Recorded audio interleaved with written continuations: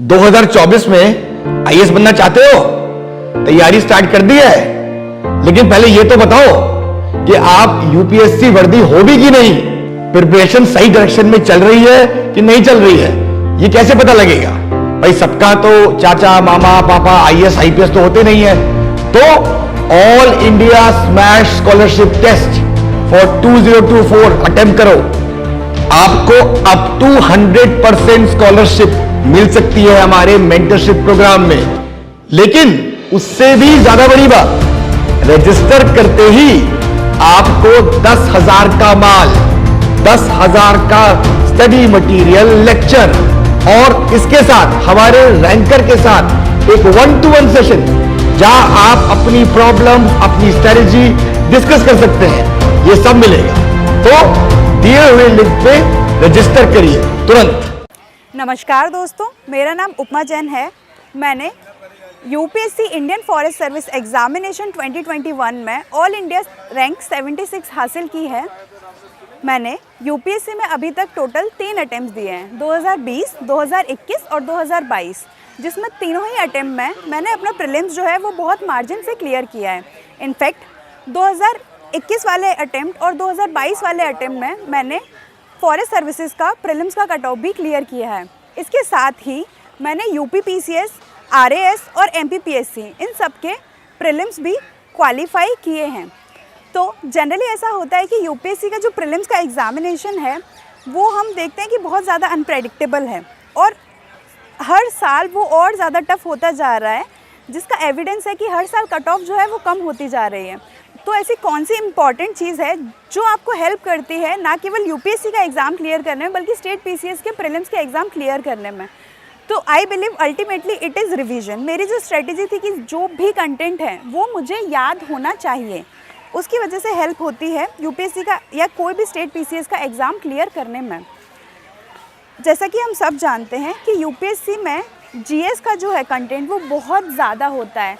आपको हिस्ट्री पढ़नी होती है, आपको ज्योग्राफी पढ़नी होती है, आपको पॉलिटी पढ़नी होती है, और जैसे हम एक सब्जेक्ट ख़त्म करके दूसरे सब्जेक्ट पर आते हैं, रिवीजन के बीच इतना ज़्यादा टाइम हो जाता है कि हम भूल ही जाते हैं कि हमने पहले क्या पढ़ा हुआ है। और अल्टीमेटली यूपीएससी के उन 2 घंटों में, एग्ज़ाम के 2 घंटों में बहुत मुश्किल होता है कि सारा स्टफ जो है वो एक साथ रिकॉल कर पाएँ। इसीलिए यूपीएससी में चीज़ों को याद रखना या रिवाइज़ करना चैलेंज बन जाता है। तो सबसे पहले हम बात करते हैं 3S के बारे में। 3S means source, style and schedule.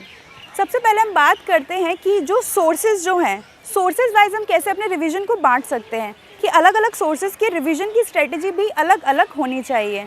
हम जनरली यूपीएससी में जो भी मटेरियल को पढ़ते हैं उनको हम ब्रॉडली 3 कैटेगरीज़ में डिवाइड कर सकते हैं।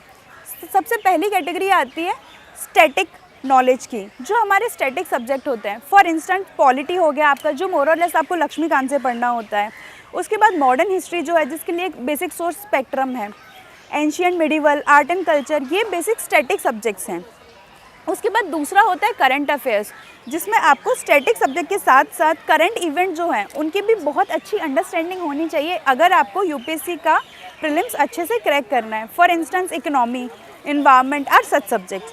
और उसके बाद तीसरा आपका आता है टेस्ट सीरीज़ की, जो हम टेस्ट क्वेश्चंस प्रैक्टिस करते हैं वो कैसे रिवाइज करें। जनरली कैंडिडेट्स केवल टेस्ट लगाते हैं, उसके मार्क्स देखते हैं और आगे बढ़ जाते हैं, जबकि टेस्ट भी हमारे रिवीजन का एक हिस्सा है क्योंकि उससे भी हमें कंटेंट मिलता है। तो सबसे पहले हम बात करते हैं अपने स्टैटिक सब्जेक्ट की।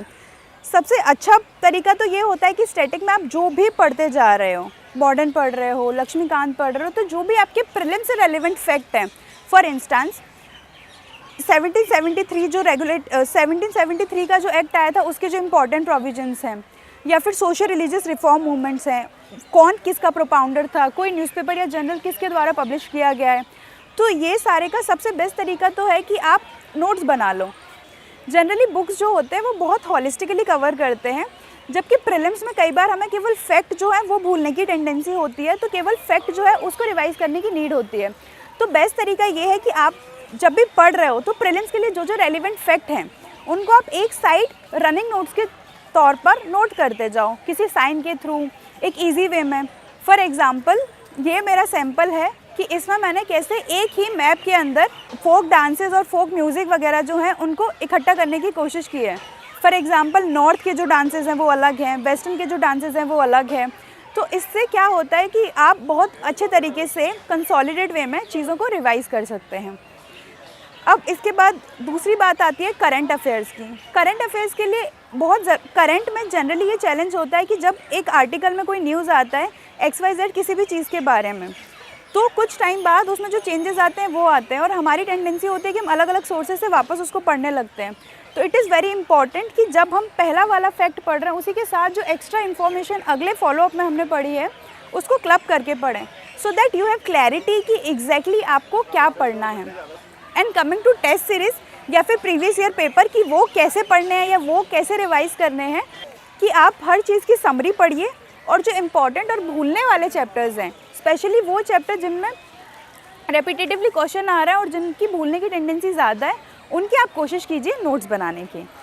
अब हम बात करते हैं स्टाइल या फिर टेक्निक्स ऑफ रिवीजन, यानी कि वो कौन से तरीके हैं जिनको अगर हम अपनाएंगे तो हम अपनी मेमोरी में लंबे टाइम तक यूपीएससी के जो फैक्ट्स हैं उनको स्टोर करके रख सकते हैं। तो कुछ ऐसे साइंटिफिक तरीके हैं जिसके थ्रू अगर आप जिन्हें फॉलो करते हैं तो डेफिनेटली आपकी जो रिटेनिंग पावर है वो बहुत ज़्यादा बढ़ जाएगी। तो there are some method. The first is active recall method. Generally हमारी जो टेंडेंसी होती है वो ये होती है कि हम एक बार पहले एक पेज उठाते हैं, उसका कंटेंट देखते हैं, वापस रिवीजन पे आते हैं तो वापस सेम पेज देखते हैं और हम डिफ्रेंशिएट नहीं कर पाते कि क्या हमें याद हुआ क्या नहीं हुआ। For this there is this active recall method. इसमें आप क्या करेंगे कि आप लेट्स से आप पॉलिटी का वाइस प्रेसिडेंट का चैप्टर रिवाइज कर रहे हैं, तो इंस्टीड कि आप सीधा जाके वाइस प्रेसिडेंट के जो भी आपने नोट्स बनाए हैं या जो भी आप बुक से रिवाइज कर रहे हैं उसके जगह पर आप अपने जो पेज है उस पर एक सिंपल या तो उस पेज को बंद कर दोगे अपने हाथ से और आप रिकॉल करने की कोशिश करोगे कि क्या क्या वो फैक्ट है जो ऑलरेडी आपको पहली रीडिंग के बाद याद हैं, और अगली बार में फिर वापस आप हाथ हटाने के बाद चेक करोगे कि कौन से ऐसे फैक्ट हैं जो आप भूल रहे हो। एक्टिव रिकॉल मेथड आप दो तरीके से कर सकते हो, एक है क्वेश्चन मेकिंग मेथड और दूसरा है सिंपल या डायरेक्ट मेथड। इन क्वेश्चन मेकिंग मेथड आपको सिंपली कोई भी जो टॉपिक है उसके नोट्स क्वेश्चन फॉर्मेट में बनाने हैं। एक एग्जांपल लेते हैं कि अगर हम किसी नेशनल पार्क का नोट्स बना रहे हैं तो हम जनरली ये बनाएंगे कि ये जो नेशनल पार्क है इसकी लोकेशन क्या है, which is the river, so that आपका जो कंटेंट होगा वो ऐसा होगा कि उसमें क्वेश्चंस लिखे होंगे और आपको रिकॉल करके उसके आंसर्स देने हैं। और जो आंसर आपको नहीं आ रहा है वही आंसर आपको बार बार रिवाइज करना है। और द सेकेंड पैटर्न इज जो मैंने आपको पहले बताया कि आप टॉपिक पे स्विच करने से पहले एक बार देखेंगे कि कौन सा वो कंटेंट है जो ऑलरेडी आपको याद है, सो दैट आप स्पेसिफिकली टारगेट कर सकते हो जिसको आप भूलते हो।